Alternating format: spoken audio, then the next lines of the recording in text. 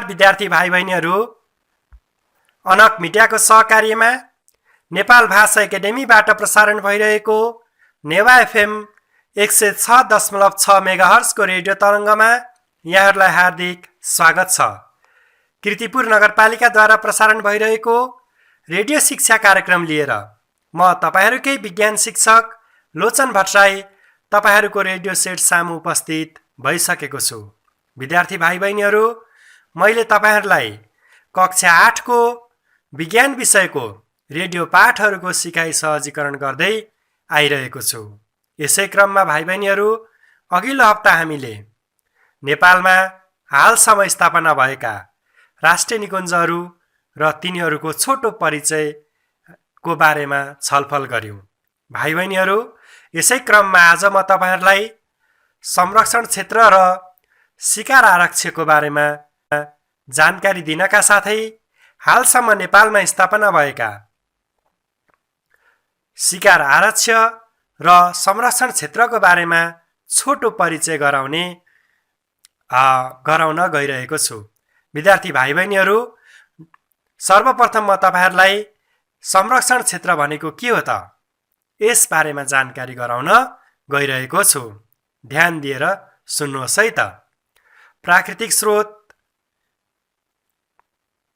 वन्यजीव तथा तिनीहरूको वासस्थान संरक्षण गर्ने, स्थानीय बासिन्दाको आर्थिक, सांस्कृतिक तथा धार्मिक सम्पदाको संरक्षण गर्ने र उनीहरूलाई प्राकृतिक स्रोतको दिगो उपयोग तथा संरक्षण गराउने अभिप्रायले संरक्षण क्षेत्रको स्थापना भएको हो। भाइ बहिनीहरू, यो संरक्षण क्षेत्रमा प्राकृतिक स्रोतको पनि संरक्षण गरिन्छ।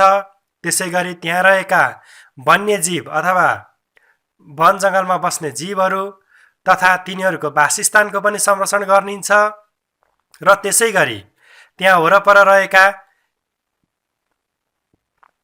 स्थानीय बासिन्दाले गर्ने विभिन्न आर्थिक, सांस्कृतिक तथा धार्मिक सम्पदाको पनि संरक्षण गर्ने र उनीहरूलाई प्राकृतिक स्रोतको दिगो उपयोग तथा संरक्षण गराउने अभिप्रायले संरक्षण क्षेत्रको स्थापना गरिएको हुन्छ। अन्नपूर्ण संरक्षण क्षेत्र नेपालको पहिलो संरक्षण क्षेत्र हो। भाइ बहिनीहरू, हालसम्म नेपालमा 6 वटा संरक्षण क्षेत्रहरू स्थापना भएका छन्। हालसम्म नेपालमा 6 वटा संरक्षण क्षेत्रहरू स्थापना भइसकेका छन्। भाइ बहिनीहरू, ती 6 वटा संरक्षण क्षेत्रहरू कुन कुन हुन् त? 1 नम्बरमा छ अन्नपूर्ण संरक्षण क्षेत्र। त्यसैगरी दोस्रो छ कञ्चनजङ्घा संरक्षण क्षेत्र र तेस्रो नम्बरमा छ मनासलु संरक्षण क्षेत्र। त्यसैगरी चौथो नम्बरमा छ अपिनाम्पा संरक्षण क्षेत्र र त्यसैगरी 5औं नम्बरमा छ गौरीशङ्ख संरक्षण क्षेत्र र 6औं नम्बरमा छ कृष्णसार संरक्षण क्षेत्र। भाइ बहिनीहरू, अब म तपाईहरूलाई यी नेपालमा हालसम्म स्थापना भएका यी 6 वटै संरक्षण क्षेत्रहरूको बारेमा छोटकरीमा जानकारी गराउनेछु। भाइ बहिनीहरू, अन्नपूर्ण संरक्षण क्षेत्र पोखरा सहरदेखि उत्तर पश्चिममा रहेको छ। प्रकृति संरक्षण कोष अन्तर्गत अन्नपूर्ण संरक्षण क्षेत्रको स्थापना विक्रम सम्वत 2043 सालमा भएको हो। यसको क्षेत्रफल करिब 7629 वर्ग किलोमिटर छ। यो क्षेत्र जैविक विविधतामा धनी मानिन्छ। प्रकृति संरक्षण कोषले यस क्षेत्रको संरक्षणका लागि स्रोत संरक्षण, सामुदायिक विकास, पर्यटन व्यवस्थापन, संरक्षण, शिक्षा तथा विस्तार कार्यक्रम आदि सञ्चालन गर्दै आएको छ।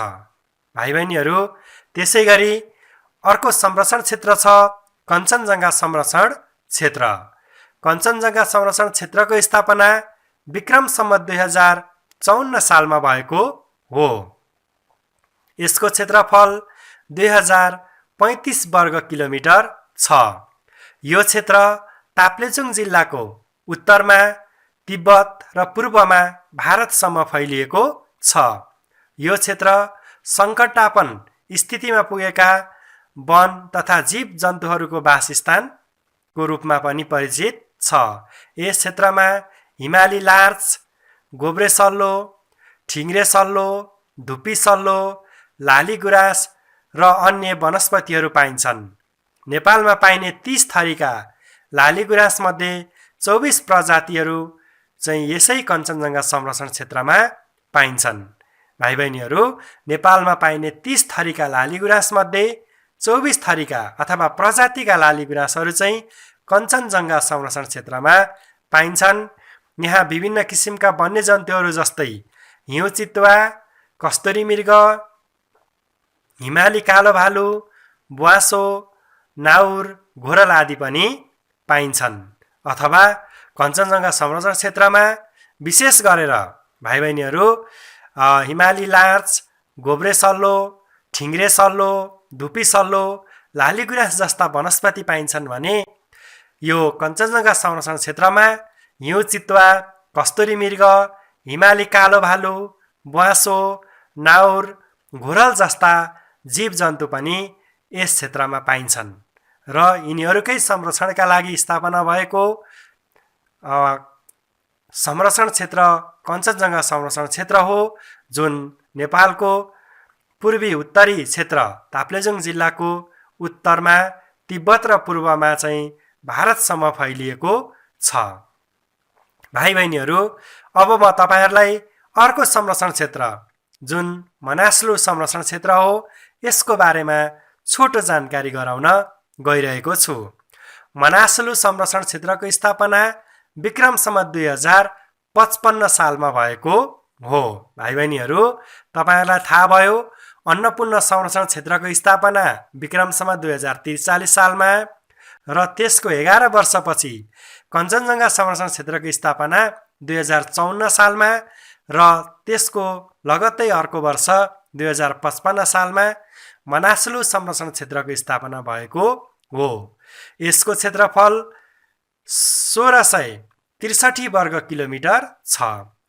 अर्थात् मनासलु संरक्षण क्षेत्रको क्षेत्रफल 1663 वर्ग किलोमिटर छ र यो मनासलु संरक्षण क्षेत्र चाहिँ गोर्खा जिल्लामा रहेको छ। यसको पश्चिममा अन्नपूर्ण संरक्षण क्षेत्र र उत्तरमा तिब्बत रहेको छ। भाइ बहिनीहरू, मनासलु संरक्षण क्षेत्रमा विशेष गरेर कस्तुरी मृग, हिउँ चितुवा, हिमालयन थार, नाउर जस्ता स्तनधारी जीव यस क्षेत्रका महत्त्वपूर्ण जीव हुन्। मनासलु हिमाल यस क्षेत्रको सबैभन्दा आकर्षणको केन्द्र पनि हो र यसै हिमालको नामबाट मनासलु संरक्षण क्षेत्र यसको नाम राखिएको हो। भाइ बहिनीहरू, फेरि एकपल्ट सम्झनुहोस् त मनासलु संरक्षण क्षेत्रमा के कस्ता जीव तथा वनस्पतिहरू पाइने रहेछन्? सम्झनु भयो? हो, ठिक भन्नुभयो। मनासलु संरक्षण क्षेत्रमा विशेष गरेर कस्तुरी मृग, हिउँ चितुवा, हिमालयन थार, नाउर जस्ता स्तनधारी जीव पाइन्छन् भने यस क्षेत्रमा विशेष गरेर हिमाली क्षेत्रमा पाइने वनस्पतिहरू गोब्रे सल्लो, ठिङ्ग्रे सल्लो, धुप्पी सल्लो पनि यो क्षेत्रमा चाहिँ पाइन्छन्। र भाइ बहिनीहरू, यो मनासलु संरक्षण क्षेत्र चाहिँ नेपालको गोर्खा जिल्लामा रहेको छ र यसको क्षेत्रफल चाहिँ 1663 वर्ग किलोमिटर रहेको छ भन्ने कुरा तपाईहरुलाई मैले जानकारी गराएँ। भाइ बहिनीहरू, त्यसै गरी अर्को संरक्षण क्षेत्र छ चौथो नम्बरमा अपी नाम्पा संरक्षण क्षेत्र। अपी नाम्पा संरक्षण क्षेत्र विक्रम सम्वत 2067 सालमा स्थापना भएको संरक्षण क्षेत्र हो। यसको क्षेत्रफल 1903 किलोमिटर छ र यो दार्चुला जिल्लामा अवस्थित छ। भाइ बहिनीहरू, अपी नाम्पा संरक्षण क्षेत्र नेपालको पश्चिमी भागमा नेपालको पश्चिमी क्षेत्रमा पर्ने दार्चुला जिल्लामा चाहिँ अवस्थित छ। उच्च हिमाली श्रृङ्खला अपी र नाम्पा यस क्षेत्रका मुख्य विशेषता हुन्। अपी नाम्पा जुन उच्च हिमाली क्षेत्रहरू छन्, हिमाली श्रृङ्खला पनि यही अपी नाम्पा संरक्षण क्षेत्रमा पर्दछन्। उच्च हिमाली श्रृङ्खलाहरू, हिमाली जडीबुटी र विभिन्न जातका चराचुरुङ्गीहरू यहाँका विशेषता रहेका छन्। यहाँ कस्तुरी मृग, हिउँ चितुवा, हिमालयन थार, नाउर, हिमाली कालो भालु, ब्वाँसो, ध्वाँसे चितुवा, चितुवाका साथै विभिन्न जातका चराचुरुङ्गीहरू पाइन्छन्। भाइ बहिनीहरू, त्यसै गरी अर्को संरक्षण क्षेत्र रहेको छ गौरीशङ्कर संरक्षण क्षेत्र। गौरीशङ्कर संरक्षण क्षेत्रको स्थापना विक्रम सम्वत 2066 सालमा भएको हो। यसको क्षेत्रफल 2179 वर्ग किलोमिटर छ। भाइ बहिनीहरू, गौरीशङ्कर संरक्षण क्षेत्रको स्थापना विक्रम सम्वत 2066 सालमा भएको हो र यसको क्षेत्रफल चाहिँ 2179 वर्ग किलोमिटर छ र यो गौरीशङ्कर संरक्षण क्षेत्र यो चाहिँ नेपालको दोलखा, सिन्धुपाल्चोक र रामेछाप जिल्लामा अवस्थित छ। यो चाहिँ 3वटा जिल्लामा फैलिएको रहेछ। कुन कुन जिल्ला त? दोलखा, सिन्धुपाल्चोक र रामेछाप जिल्लामा चाहिँ अवस्थित छ। यो खिम्ती, भोटेकोशी, सुनकोशी, तामाकोशी जस्ता नदीहरूको उद्गम स्थल पनि हो। यस क्षेत्रमा विभिन्न जातिका चराहरू, हिउँ चितुवा, रातो पाण्डा जसलाई हामी हाब्रे पनि भन्छौँ, त्यसै गरी खैरो, ब्वाँसो, कस्तुरी मृग, अजिङ्गर जस्ता दुर्लभ जनावरहरू पनि गौरीशङ्कर संरक्षण क्षेत्रमा पाइन्छन्। यहाँ विभिन्न प्रकारका वनस्पति तथा जडीबुट्टीहरू पनि पाइन्छन्। भाइ बहिनीहरू, गौरीशङ्कर संरक्षण क्षेत्र विशेष गरी खिम्ती, भोटेकोशी, सुनकोशी र तामाकोशी जस्ता नदीहरूको उद्गम स्थल हुनका साथै दुर्लभ पशु तथा पन्छीहरू जस्तै विभिन्न जातका चरा लगायत हिउँ चितुवा, रातो पाण्डा, खैरो, ब्वाँसो, कस्तुरी मृग, अजिङ्गर जस्ता एकदमै दुर्लभ जनावर पनि यहाँ चाहिँ गौरीशङ्कर संरक्षण क्षेत्रमा पाइने रहेछन्। र भाइ बहिनीहरू, अब म तपाईँहरूलाई अर्को संरक्षण क्षेत्र कृष्णसार संरक्षण क्षेत्रको बारेमा जानकारी गराउन गइरहेको छु। कृष्णसार संरक्षण क्षेत्रको स्थापना 2065 सालमा भएको हो। यसको क्षेत्रफल 16.95 वर्ग अथवा 16.95 वर्ग किलोमिटर छ। दुर्लभ कृष्णसारको संरक्षणका लागि यस क्षेत्रको स्थापना गरिएको हो। कृष्णसार जुन तपाईँहरूले हेर्दा गाई जस्तै देख्न सक्नुहुन्छ, यही जनावरको संरक्षणका लागि चाहिँ कृष्णसार संरक्षण क्षेत्रको स्थापना 2065 सालमा गरिएको हो। र यो कृष्णसार संरक्षण क्षेत्र चाहिँ नेपालको बर्दिया जिल्ला, तराई क्षेत्रको जुन बर्दिया जिल्ला बर्दिया राष्ट्रिय निकुञ्जसँगै रहेको छ। र यो कृष्णसार संरक्षण क्षेत्रको क्षेत्रफल 16.95 वर्ग किलोमिटर छ। यसरी भाइ बहिनीहरू, तपाईँहरूलाई मैले नेपालमा हालसम्म स्थापना भएका 6वटा संरक्षण क्षेत्रको बारेमा जानकारी गराएँ, जसमा अन्नपूर्ण संरक्षण क्षेत्र, कञ्चनजङ्घा संरक्षण क्षेत्र, मनासलु संरक्षण क्षेत्र, अपिनाम्पा संरक्षण क्षेत्र, गौरीशङ्कर संरक्षण क्षेत्र र कृष्णसार संरक्षण क्षेत्र गरी 6वटा संरक्षण क्षेत्रहरू रहेका छन्।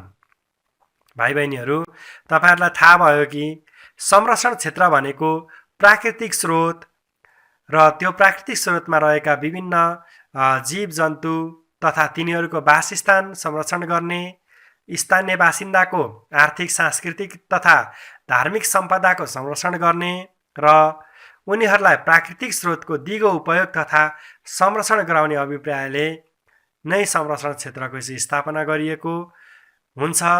र नेपालमा चाहिँ हालसम्म 6वटा संरक्षण क्षेत्रहरूको स्थापना भइसकेको छ भन्ने कुरा पनि तपाईँहरूलाई थाहा भइसक्यो। अब म तपाईँहरूलाई शिकार आरक्षको बारेमा जानकारी गराउन गइरहेको छु। शिकार आरक्ष अथवा हन्टिङ रिजर्भ्स निश्चित वन्यजन्तुको सङ्ख्या नियन्त्रण तथा दिगो प्रयोग गर्नका लागि शिकार आरक्षको स्थापना गरिएको हो।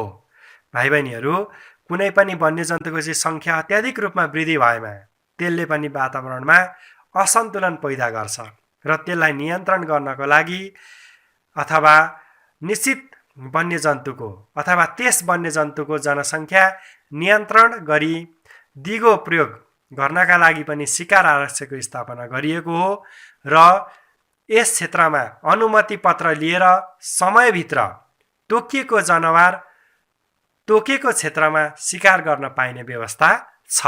त्यसैले यसको नाम चाहिँ शिकार आरक्ष्य राखिएको हो। उचित वासस्थानका लागि धेरै भएका पशुपन्छीहरूको सङ्ख्या निर्धारण गरी शिकार गराइन्छ। राष्ट्रिय निकुञ्ज तथा वन्यजन्तु आरक्षण विभागले वन्यजन्तुको सदुपयोगका साथै संरक्षण होस् भन्ने उद्देश्यले शिकार आरक्ष्य घोषणा गरेको हो। भाइ बहिनीहरू, हालसम्म नेपालमा एउटा मात्र शिकार आरक्ष्य छ र जसको नाम चाहिँ ढोरपाटन शिकार आरक्ष्य हो अथवा ढोरपाटन हन्टिङ रिजर्भ्स हो र यस आरक्षको स्थापना अथवा ढोरपाटन शिकार आरक्षको स्थापना विक्रम सम्वत 2044 सालमा भएको हो र ढोरपाटन शिकार आरक्षको क्षेत्रफल 1325 वर्ग किलोमिटर छ। यो आरक्ष्य रुकुम, बागलुङ र म्याग्दी जिल्लाको केही भागमा फैलिएको छ। भाइ बहिनीहरू, फेरि एकपल्ट सुन्नुहोस् है त। नेपालमा एउटा मात्र शिकार आरक्षको स्थापना गरिएको छ र यो शिकार आरक्षमा के हुन्छ त भन्दा यस क्षेत्रमा अनुमति पत्र लिएर तोकिएको समयभित्र तोकिएको जनावर तोकिएको क्षेत्रमा शिकार गर्न पाइने व्यवस्था छ र यसरी शिकार गर्दाखेरि के हुन्छ त भन्दा निश्चित वन्यजन्तुको जनसङ्ख्या नियन्त्रण तथा दिगो प्रयोग गर्नका लागि सहयोग पुग्दछ र नेपालमा 2044 सालमा विक्रम सम्वत 2044 सालमा स्थापना भएको एउटा मात्र शिकार आरक्ष्य हालसम्म पनि यो अवस्थित नै छ, जसको नाम हो ढोरपाटन शिकार आरक्ष्य र यसको क्षेत्रफल चाहिँ 1325 वर्ग किलोमिटर छ। यो आरक्ष्य रुकुम, बागलुङ र म्याग्दी जिल्लाको केही भागमा फैलिएको छ। यस आरक्षमा पाइने प्रमुख जनावरहरू नाहुर, झारल, थार र हिमाली भालु आदि हुन्। यहाँ धेरै भएका पशुपन्छीहरूको सङ्ख्या निर्धारण गरी शिकार गराइन्छ। यसले पशुपन्छीको वासस्थानलाई जोगाउन पनि मद्दत पुग्छ। व्यवस्थित किसिमले शिकार गर्ने व्यवस्था मिलाउनाले विदेशी मुद्राको आर्जन पनि गर्न सकिन्छ। भाइ बहिनीहरू, शिकार आरक्षको स्थापना गर्नुको मुख्य उद्देश्य यसले चाहिँ पशुपन्छीको वासस्थानलाई जोगाउन मद्दत गर्छ एक नम्बरमा भने, दोस्रो नम्बरमा चाहिँ यसले व्यवस्थित किसिमले शिकार गर्ने व्यवस्था मिलाउनाले विदेशी मुद्राको आर्जन गर्न पनि सकिन्छ। भाइ बहिनीहरू, तपाईँहरूलाई मैले हालसम्म नेपालमा स्थापना भएका राष्ट्रिय निकुञ्ज, संरक्षण क्षेत्रका साथै शिकार आरक्षको बारेमा जानकारी गराइसकेको छु। भाइ बहिनीहरू, अर्को हप्ता म तपाईँहरूलाई वन्यजन्तु आरक्ष्य अथवा वाइल्ड लाइफ रिजर्भको बारेमा जानकारी गराउने नै छु। तर त्यसभन्दा पहिला म तपाईँहरूलाई वन जङ्गल र वन जङ्गलको महत्त्वको बारेमा थोरै जानकारी गराउन गइरहेको छु। भाइ बहिनीहरू, नेपालमा वन जङ्गलको स्थिति के कस्तो छ त त्यसबारेमा पहिला हामी थोरै जानकारी लिउँ है त। हरियो वन नेपालको धन भन्ने प्रचलन कुनै समयमा थियो।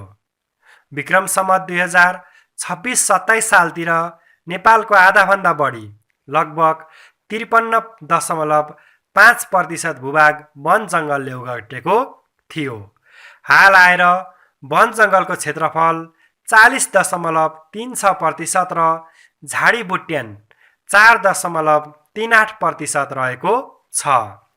तराई र उच्च हिमाली क्षेत्रमा जम्मा जङ्गलको क्षेत्रफल 11% वन जङ्गल पाइन्छ भने बाँकी 50% वन जङ्गल पहाडी क्षेत्रमा रहेको छ। नेपालको तराई र भित्री मधेसमा पहिले प्रशस्त मात्रामा साल, सिसौ, खयर, सिमल आदि रुखहरू पाइन्थे। अहिले तिनीहरूको सङ्ख्या घट्दै गएको छ। बढ्दो जनसङ्ख्याको कारणले वन जङ्गल दिनानुदिन मासिँदै गएको छ। मानिसको बसाइसराई तराई र मधेसतिर बढेकाले यस क्षेत्रको वन जङ्गल मासिन पुगेको हो। भाइ बहिनीहरू, गाउँघरतिर घर गोठ बनाउँदा काठ, बाँस, खर आदि प्रयोग गरिन्छ। त्यस्तै बेतलाई झोलुङ्गो, कुर्सी, लुगा राख्ने, त्यस्तै गरी लुगा झुन्ड्याउने स्ट्यान्ड, किताब, जुत्ता राख्ने र्याक आदि बनाउन प्रयोग गरिन्छ। हिजो आज बेत, बाँस, खर वन जङ्गलमा पाउन मुस्किल हुँदै गएको छ। नेपालको पहाडी भागमा पाँच, चाँप, कटुस, चिलाउने, बाँस, तेजपात आदि जातका रुखहरू पाइन्छन्। हाम्रो देशको उत्तरी हिमाली भागमा सल्लो, धुपी, गुराँस, भोजपत्र आदि वनस्पति पाइन्छन्। त्यसै गरी हिमाली क्षेत्रमा पातलो बस्ती छ। उच्च पहाडी र हिमाली क्षेत्रका बोट बिरुवा प्राय भिरपाखामा हुने भएकाले मानिसले सजिलै विनाश गर्न सक्दैनन्। त्यसैले यी क्षेत्रमा प्राकृतिक वन सुरक्षित रहेको छ। वन जङ्गलको वृद्धिसँगै मानिसका आवश्यकताहरू बढ्दै गएका छन्। भाइ बहिनीहरू, जनसङ्ख्याको वृद्धिसँगै मानिसका आवश्यकताहरू पनि बढ्दै जान्छन्। एकजना मानिसलाई जे जति कुराहरू आवश्यक पर्छ, दुईजनालाई त्यसको डबल आवश्यक पर्छ।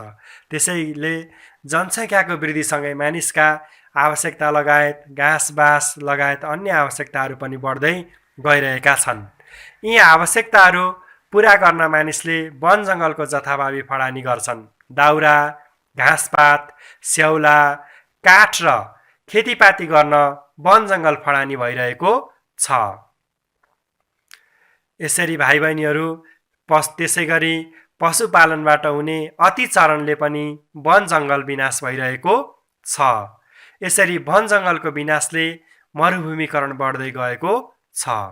अब हामीले के बुझ्नुपर्छ भने भाइ बहिनीहरू, वन जङ्गल हाम्रा लागि अति नै महत्त्वपूर्ण पैदावार हो र वन जङ्गलबाटै हामीले घर बनाउने, त्यसै गरी वन जङ्गलकै विभिन्न बिरुवाहरूबाट हामीले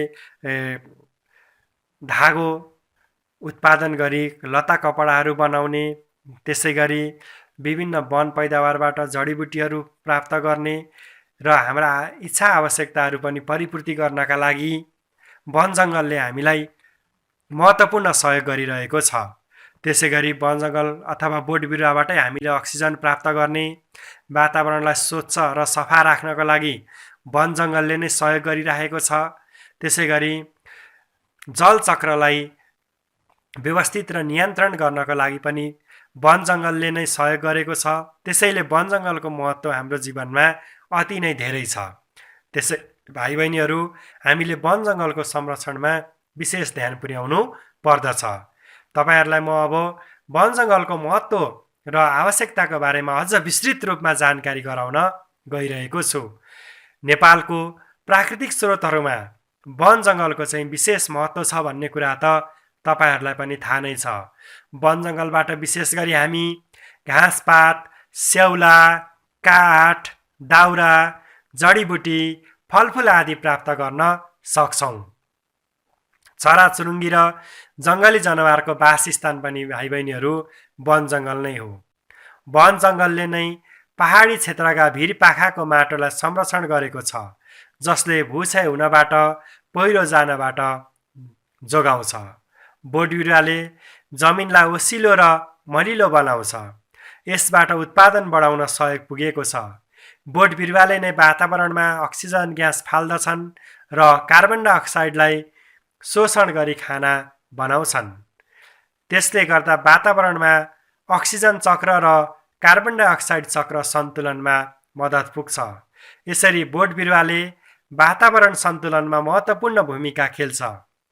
वन जङ्गलमा पाइने विभिन्न चराचुरुङ्गी तथा वन्यजन्तुको अवलोकन र अध्ययन गर्न सकिन्छ। यसबाट पर्यटन उद्योगलाई समेत सहयोग पुग्छ। त्यसैले हाम्रो जनजीवनमा वन जङ्गलको महत्त्व अति नै धेरै रहेको छ।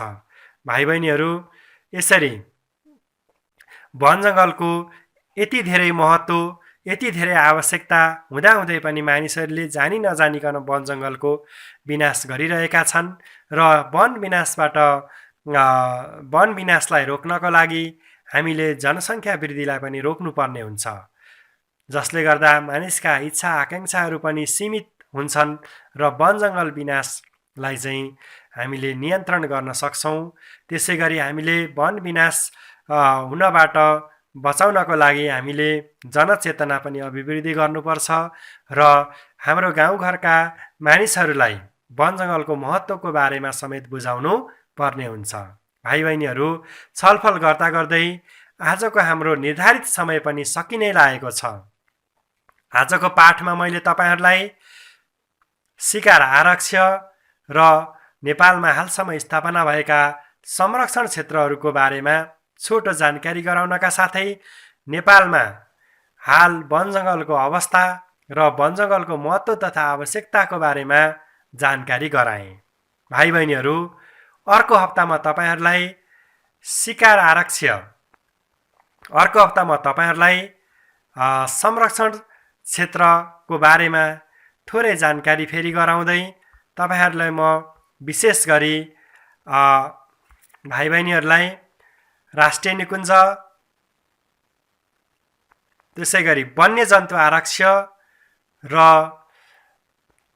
शिकार आरक्ष, यी तीनै आरक्षहरूको बारेमा केही प्रश्नहरू नेपालमा स्थापना भएका राष्ट्रिय निकुञ्ज, शिकार आरक्ष, त्यसै गरी वन्यजन्तु आरक्ष र संरक्षण क्षेत्रका बारेमा केही महत्त्वपूर्ण प्रश्नहरू पनि टिपाउने नै छु भन्दै आज म यस कार्यक्रमबाट बिदा हुन्छु। तपाईहरूको दिन शुभ रहोस्। नमस्ते।